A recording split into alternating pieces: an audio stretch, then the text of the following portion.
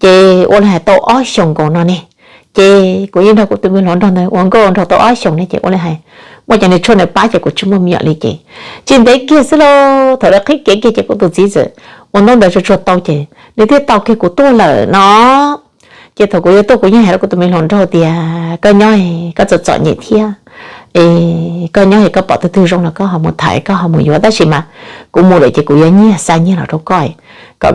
sao chọn nhẹ thia mà cũng mua của thia lúc tao coi cái nhoi thì từ từ họ mua chọn xài họ rồi là họ lót tôi cái nhẹ là cái rồi là chủ lý chạy cả liệu buổi chơi tiện là chỉ xả thì ngã tôi đã miên tận công tận đôi chỉ tao đã miên tới nhẹ gì cái sao tu sửa được quê cũng mua là của yếu lúc cái của yếu sáng như là đâu con nữa mà để tiệt uli mà chỗ cái mồi con nhon trong lúc của cái sáng như là đâu có suy chị nhoi nhoi thầu tư qua một bảo đối tượng chia là của mày rồi cả liệu buổi chơi có là cái chọn nhẹ của là của chọn nhẹ chị cả liệu buổi chơi mà